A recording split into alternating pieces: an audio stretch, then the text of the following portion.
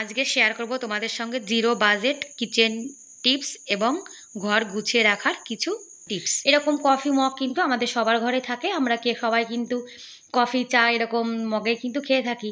আর অনেক সময় দেখবে মগগুলোর হ্যান্ডেল কিন্তু ভেঙে যায়, কিন্তু সেই মগটাকে ফেলে না দিয়ে আমরা কিন্তু কাজে লাগাতে পারি। এর মধ্যে দেখো চামচগুলোকে রেখে দিলাম, তোমরা চাইলে কিন্তু এর মধ্যে খুন্তি হাতা এগুলো রেখে দিতে পারো। আর এই জিনিসটা ফেলে না দিয়ে এটা কিন্তু দেখো আমাদের কি সুন্দর কাজে লেগে গেল।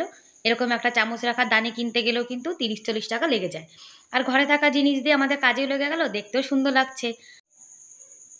আর টিপস নাম্বার 2, ঘরে যখন আমরা এরকম রান্না বান্না করি মানে রান্নাঘরে, তখন কিন্তু লঙ্কা আমরা হাত দিয়ে যখন ছিঁড়ি তখন আমাদের হাতটা অনেক সময় জ্বালা পোড়া করে।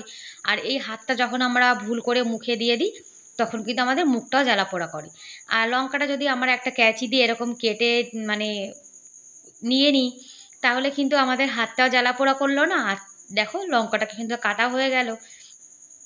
আর টিপসটা কেমন লাগলো তোমরা কিন্তু কমেন্ট করে অবশ্যই জানিও। আর এই যে তেজপাতা, একটা তেজপাতা কিন্তু একটা তরকারিতে পুরো লাগেও না, সেখানে কিন্তু আমরা একটা তেজপাতার হাফও দিতে পারি। সেই জন্য একটা তেজপাতা এরকম ক্যাঁচি দিয়ে কেটে মানে যদি হাফ দিই তাহলে একটা তেজপাতা আমাদের দুটো তরকারিতে কিন্তু হয়ে যায়। যার জন্য তেজপাতাগুলো দেখো আমি কিন্তু কেটে কেটে সব রেখে দিয়েছি। আর আমি আজকে যে টিপসগুলো বলবো সেটা কিন্তু তোমরা অনেকেই জানো, আবার অনেকেই জানো না। যারা জানো তাদের তো ভালো, আর যারা না জানো তাদের জন্যে অনেক উপকারী। যদি ভিডিওটা ভালো লাগে তাহলে প্লিজ একটা লাইক একটা সাবস্ক্রাইব করে আমার চ্যানেলের পাশে থেকো। টিপস নাম্বার 4, এরকম ফোনের বাক্স কিন্তু আমাদের সবার বাড়িতে থাকে। আর ফোনের বাক্সগুলো কিন্তু আমাদের কোনো কাজে লাগে না, আমরা কিন্তু ফেলে দিই।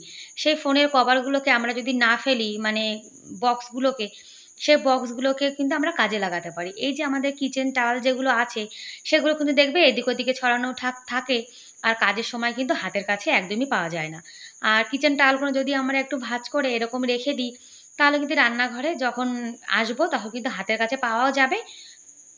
আর দেখো গ্যাস ওভেনের পাশে কিন্তু রেখে দিয়েছি, যদি কেউ রান্নাঘরে আসে সেও কিন্তু হাতের কাছে পেয়ে যাবে। আর এরকম হাতের কাছে থাকলে যখনই আমরা কড়াইটা গরম থাকবে ঝম করে কিন্তু কাজের সময় পেয়েও যাই। আর ভিডিওটি ভালো লাগলে তোমরা কিন্তু ভিডিওটি শেয়ারও করতে পারো। এখন টিপস নাম্বার 5, বিস্কুট খাওয়ার পরে আমরা কিন্তু এরকম প্লাস্টিকের মধ্যে রেখে দিই। অনেক সময় কিন্তু বিস্কুটগুলো খুবই নরম হয়ে যায়, আর সেই বিস্কুটগুলোকে খুলে একটা প্লেটে করে তারপরে কিন্তু আমরা যে গ্যাস ওভেনে যখন রান্না বান্না করি তখন যদি গ্যাস ওভেনের নিচে প্লেটটাকে রেখে দিই তাহলে যখন আমরা রান্না করব তখন তাপটা তো উপর দিকে মানে রান্না হবে, আর তখন তাপটা কিন্তু নিচের দিকেও যায়, আর সেই তাপে তাপে কিন্তু বিস্কুটটাও গরম হয়ে যাবে। আর বিস্কুটের যে নরম ভাবটা রয়েছে তাপে কিন্তু সেই নরম ভাবটা থাকবে না। আর বিস্কুট দেখবে নরম হয়ে গেলে তখন কিন্তু একদমই খেতে ইচ্ছা করে না। আর গ্যাসে যখন আমরা রান্না করি তাপটা কিন্তু উপরের সঙ্গে সঙ্গে অনেকটা নিচের দিকেও থাকে। আর বিস্কুটের জায়গায় কিন্তু যখন মানে জিরে নরম নরম হয়ে যায় জিরেগুলোও রাখলেও কিন্তু গরম হয়ে যায়। আর মুসুরির ডাল কিন্তু আমাদের বাঙালিদের সব বাড়িতেই সবসময় রান্না হয়ে থাকে। আর আমাদের বাড়িতে তো প্রত্যেক দিন রান্না করি আমি, যার জন্য কিন্তু মুসুর ডালটা আমাদের বাড়িতে কিন্তু সবসময় অ্যাভেলেবেল রাখতেই হয়। আর মুসুর ডালে কিন্তু অনেক সময় দেখবে ছোট ছোট পোকাও কিন্তু হয়ে যায়, ছোট ছোট কালো কালো পোকা। আর সেখানে যদি আমরা দুটো শুকনো লঙ্কা এরকম রেখে দিই তাহলে কিন্তু পোকাগুলো একদমই আসবে না। আর শুকনো লঙ্কার সঙ্গে সঙ্গে অবশ্যই মানে 1 চামচ মতো লবণ দিয়ে দেব। লবণে দেখবে যে ঝাঁঝ ঝাঁঝ ভাবটা থাকে না, সেই ঝাঁঝ ভাবের জন্যে এর মধ্যে কিন্তু পিঁপড়েও আসবে না, আর ছোটো ছোটো যে কালো পোকাগুলো হয় সেগুলোও কিন্তু আসবে না। আর চালের মধ্যেও দেখবে ছোট ছোট পোকা হয়ে যায়। আর চালের মধ্যে ছোট পোকা হলে মানে ভাতটা যখন আমরা খাই তখনও কিন্তু ভালো লাগে না। তখন চালের মধ্যে যদি আমরা মানে শুকনো লঙ্কা রেখে দিই তাহলে কিন্তু চালের মধ্যে পোকা হয় না, জানো তো। মানে চালেও যেমন পোকা হয় না তেমন ডালেও পোকা হয় না। তোমরা কিন্তু এই টিপসগুলো ফলো করে দেখতে পারো। টিপস নাম্বার 7, এই যে চার্জার কিন্তু সবার বাড়িতে দেখবে এরকম বোর্ডে কিন্তু ঝোলানো থাকে। আর চার্জ দিয়ে কিন্তু চার্জার কেউ কখনো একদম তার জায়গাতে রাখে না। বিশেষ করে আমাদের বাড়ির যে বাচ্চাগুলো সেগুলো কিন্তু বেশি করে। আর আমাদের ঘরে আমার বর আমার ছেলে এরা কিন্তু কখনো চার্জার একদমই ঠিক জায়গায় রাখে না, ওরকম চার্জার কিন্তু ঝুলিয়ে রেখে দেয়। আর মিষ্টির দোকানে দেখবে যখন আমরা মিষ্টি আনি তখন কিন্তু এরকম বাটি মানে বক্স যাকে বলে সেগুলো কিন্তু দিয়েই দেয় মিষ্টির সঙ্গে। সেই ডাব্বাগুলো কিন্তু না ফেলে এগুলো কিন্তু কাজে লাগানো যায়। চার্জারগুলোকে মুড়িয়ে এই যে বাটিটার মধ্যে রেখে দেবো, তাহলে যখন কারো চার্জের দরকার হবে তখন কিন্তু এখান থেকে চার্জারটা নিয়ে নিতে পারবে। আর ঘরে যারা আছে তাদেরকে বলে দিতে হবে যে চার্জারটা এখান থেকে নেবে, আবার কিন্তু চার্জের কাজটা হয়ে গেলে আবার কিন্তু এখানেই রেখে দেবে। আর আমার ছেলের এই ছোট্ট চার্জারটা ঘড়ির, এটা কিন্তু মাঝে মাঝে হারিয়ে যায়, যার জন্য আমি আমাদের চার্জারের সঙ্গে কিন্তু রেখে দিয়েছি, তাহলেও হাতের কাছে পেয়ে যাবে। আর এরকম চার্জার যদি আমরা রেখে দিই গুছিয়ে, তাহলে কিন্তু যার যখন দরকার এখান থেকে পেয়ে যাবে। আর বাটি দেখেছো, বাটিটা কত কার্যকরী, এই বাটিটা কিন্তু অনেক কাজে লাগে, শুধু চার্জার রাখার জন্য না, আরও অনেক কাজে লাগে। আর এই যে কাসুন্দি, কাসুন্দি তো আমাদের সবার বাড়িতে থাকে। আর কাসুন্দি যখন শেষ হয়ে যায়, এটা কিন্তু আর একটা বোতল, আমি আগে তেল রেখে দিয়েছিলাম, এটা কিন্তু কাচের। আর কাচের বোতলে কিন্তু মশলা, তারপরে তেল সব কিছু রাখা খুবই ভালো, যার জন্য না আমি কাসুন্দির এই ডাব্বাটা কিন্তু ফেলিনি, মানে বোতলটা রেখে দিয়েছি।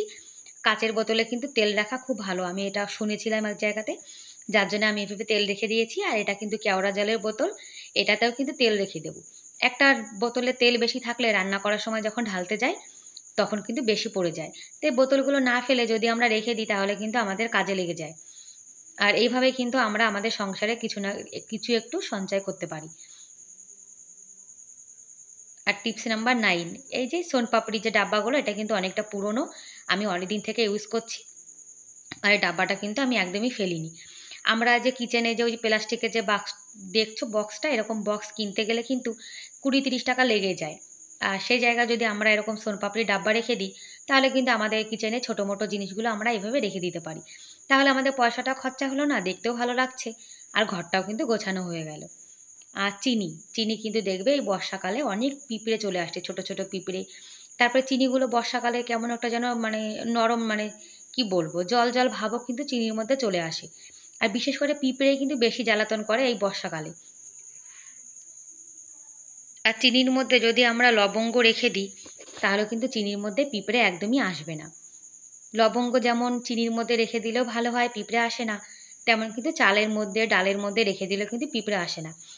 মানে লবঙ্গের যে গন্ধটা, সেটা কিন্তু পিঁপড়ে সহ্য করতে পারে না। আর এই যে লবণ, লবণ কিন্তু বর্ষাকালে দেখবে একদম জল জল ভাব হয়ে যায়।